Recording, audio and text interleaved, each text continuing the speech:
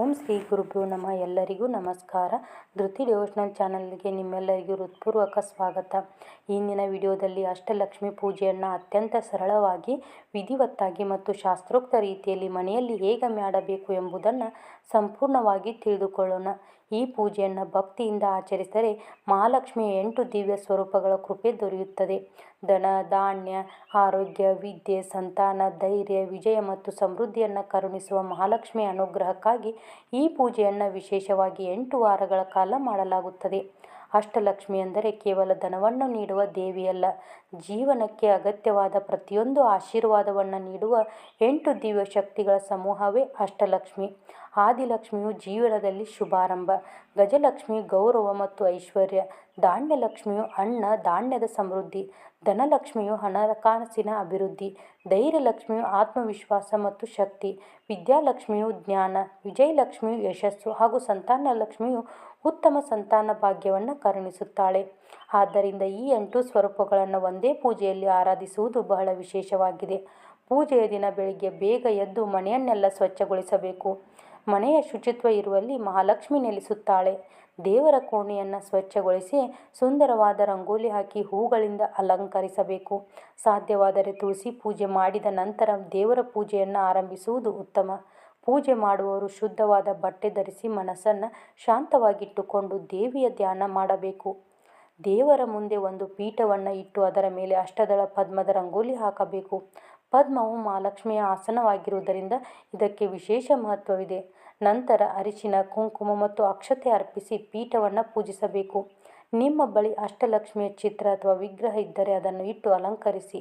ಇಲ್ಲದಿದ್ದರೆ ಮಹಾಲಕ್ಷ್ಮಿಯ ಯಾವುದೇ ಚಿತ್ರ ಸಾಕು. ಅದು ಕೂಡ ಇಲ್ಲದಿದ್ದರೆ ದೀಪದಲ್ಲಿಯೇ ಮಹಾಲಕ್ಷ್ಮಿಯನ್ನು ಆವಾಹನೆ ಮಾಡಿಕೊಂಡು ಪೂಜೆ ಮಾಡಬಹುದು. ಪೂಜೆ ಆರಂಭಿಸುವ ಮೊದಲು ಗಣಪತಿಯನ್ನು ಸ್ಮರಿಸುವುದು ಅತ್ಯಂತ ಮುಖ್ಯ.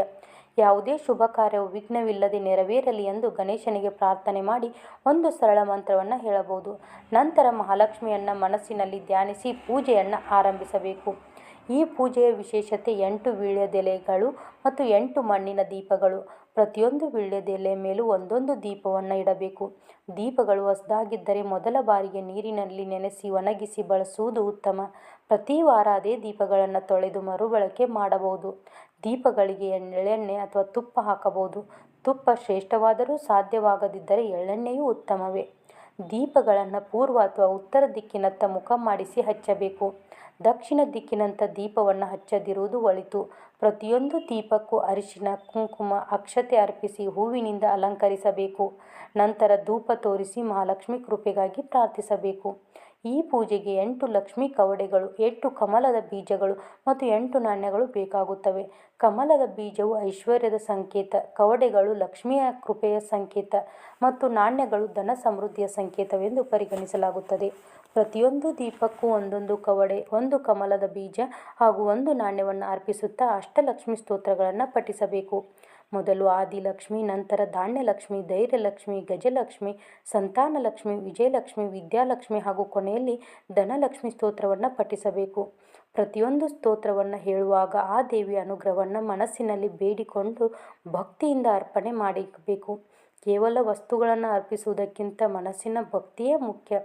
ಅಷ್ಟಲಕ್ಷ್ಮಿ ಸ್ತೋತ್ರಗಳ ನಂತರ ಮಹಾಲಕ್ಷ್ಮಿ ಅಷ್ಟಕವನ್ನು ಪಠಿಸಿ. ಸಾಧ್ಯವಾದರೆ ಲಕ್ಷ್ಮೀ ಅಷ್ಟೋತ್ತರ ಶತನಾಮಾವಳಿಯನ್ನು ಹೇಳಿ ಕುಂಕುಮಾರ್ಚನೆ ಮಾಡಬಹುದು. ಓಂ ಶ್ರೀ ಮಹಾಲಕ್ಷ್ಮೀ ನಮಃ ಎಂಬ ಮಂತ್ರವನ್ನು 108 ಬಾರಿ ಜಪಿಸಿದರೂ ಅತ್ಯಂತ ಶುಭಕರವೆಂದು ಹೇಳಲಾಗುತ್ತದೆ. ನೈವೇದ್ಯಕ್ಕೆ ಪಾಯಸ, ಸಿಹಿ ಪೊಂಗಲ್, ಹಣ್ಣುಗಳು, ಹಾಲು, ಪಾನಕ ಅಥವಾ ನಿಮ್ಮ ಕೈಲಾದ ಯಾವುದೇ ಸಾತ್ವಿಕ ಆಹಾರವನ್ನು ಅರ್ಪಿಸಬಹುದು. ಭಕ್ತಿ ಇದ್ದರೆ 1 ಹಣ್ಣನ್ನೇ ಅರ್ಪಿಸಿದರೂ ದೇವಿ ಪ್ರಸನ್ನಳಾಗುತ್ತಾಳೆ. ನೈವೇದ್ಯದ ನಂತರ ಕರ್ಪೂರದ ಆರತಿ ಮಾಡಿ ಅಥವಾ ತುಪ್ಪದ ಆರತಿ ಮಾಡಿ ಮಹಾಲಕ್ಷ್ಮಿಯ ಕೃಪೆಗಾಗಿ ಪ್ರಾರ್ಥಿಸಬೇಕು.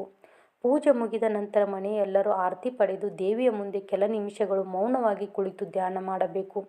ನಿಮ್ಮ ಕುಟುಂಬದ ಆರೋಗ್ಯ, ಉದ್ಯೋಗ, ವ್ಯಾಪಾರ, ಮಕ್ಕಳ ವಿದ್ಯಾಭ್ಯಾಸ, ವಿವಾಹ, ಸಂತಾನ, ಸಾಲದ ಸಮಸ್ಯೆ, ಮನಃಶಾಂತಿ ಹಾಗೂ ಆರ್ಥಿಕ ಅಭಿವೃದ್ಧಿಗಾಗಿ ಮನಪೂರ್ವಕವಾಗಿ ಸಂಕಲ್ಪ ಮಾಡಿಕೊಳ್ಳಿ. ಭಕ್ತಿಯಿಂದ ಮಾಡಿದ ಪ್ರಾರ್ಥನೆಯನ್ನು ದೇವಿ ಖಂಡಿತವಾಗಿ ಆಲಿಸುತ್ತಾಳೆ ಎಂಬ ವಿಶ್ವಾಸದಿಂದ ಪೂಜೆ ಮುಗಿಸಬೇಕು. ಈ ವ್ರತವನ್ನು 8 ಶುಕ್ರವಾರಗಳ ಕಾಲ ನಿರಂತರವಾಗಿ ಮಾಡುವುದು ಉತ್ತಮ. ಮಧ್ಯದಲ್ಲಿ ಅನಿವಾರ್ಯ ಕಾರಣಗಳಿಂದ ಒಂದು ವಾರ ಸಾಧ್ಯವಾಗದಿದ್ದರೆ ಮುಂದಿನ ವಾರದಿಂದ ಮುಂದುವರಿಸಬಹುದು. 8 ವಾರಗಳು ಪೂರ್ಣವಾದರ ನಂತರ 8 ಸುಮಂಗಲಿಯರಿಗೆ ತಾಂಬೂಲ ನೀಡಿ ಆಶೀರ್ವಾದ ಪಡೆಯಬೇಕು. ಇದು ವ್ರತದ ಉದ್ಯಾಪನೆಯಾಗಿ ಪರಿಗಣಿಸಲಾಗುತ್ತದೆ. ಆಷಾಢ ಮಾಸದಲ್ಲಿ ಈ ವ್ರತವನ್ನು ಪ್ರಾರಂಭಿಸಿ ಶ್ರಾವಣ ಮಾಸದಲ್ಲಿ ಮುಗಿಸಿದರೆ ವಿಶೇಷ ಫಲ ದೊರೆಯುತ್ತದೆ. ಆದರೆ ಭಕ್ತಿಯಿಂದ ವರ್ಷದ ಯಾವುದೇ ಶುಭ ಶುಕ್ರವಾರ ಈ ಪೂಜೆಯನ್ನು ಆರಂಭಿಸಬಹುದು. ಪೂಜೆಯ ದಿನ ಸಾತ್ವಿಕ ಆಹಾರ ಸೇವಿಸಿ ಮನಸ್ಸಿನಲ್ಲಿ ಒಳ್ಳೆಯ ಚಿಂತನೆ ಇಟ್ಟು ಸಾಧ್ಯವಾದಷ್ಟು ದೇವಿಯ ನಾಮಸ್ಮರಣೆ ಮಾಡುತ್ತಾ ದಿನವನ್ನು ಕಳೆಯುವುದು ಬಹಳ ಮುಖ್ಯ. ಈ ರೀತಿಯಾಗಿ ಭಕ್ತಿ, ಶ್ರದ್ಧೆ ಮತ್ತು ನಂಬಿಕೆಯಿಂದ ಅಷ್ಟಲಕ್ಷ್ಮಿ ಪೂಜೆಯನ್ನು ಮಾಡಿದರೆ ಮಹಾಲಕ್ಷ್ಮಿ ಅನುಗ್ರಹದಿಂದ ಮನೆಯಲ್ಲಿ ಸುಖ, ಶಾಂತಿ, ಐಶ್ವರ್ಯ, ಧನಧಾನ್ಯ, ಆರೋಗ್ಯ ಹಾಗೂ ಸಕಲ ಮಂಗಳಗಳು ನೆಲೆಸಲಿ ಎಂದು ಪ್ರಾರ್ಥಿಸೋಣ. ಈ ವಿಡಿಯೋ ನಿಮಗೆ ಉಪಯುಕ್ತವಾಗಿದ್ದರೆ ಒಂದು ಲೈಕ್ ಮಾಡಿ, ನಿಮ್ಮ ಸ್ನೇಹಿತರು ಮತ್ತು ಕುಟುಂಬದವರೊಂದಿಗೆ ಹಂಚಿಕೊಳ್ಳಿ. ಇಂತಹ ಇನ್ನಷ್ಟು ಪೂಜಾ ವಿಧಾನಗಳು, ವ್ರತಗಳು, ಭಕ್ತಿ ಮಾಹಿತಿಗಾಗಿ ಧೃತಿ ಡಿವೋಷನಲ್ ಚಾನಲನ್ನು ಸಬ್ಸ್ಕ್ರೈಬ್ ಮಾಡಿ. ಧನ್ಯವಾದಗಳು. ಮತ್ತೆ ಮುಂದಿನ ವಿಡಿಯೋದಲ್ಲಿ ಸಿಗ್ತೀನಿ. ಸರ್ವೇ ಜನೋ ಸುಖಿನೋ ಭವಂತು.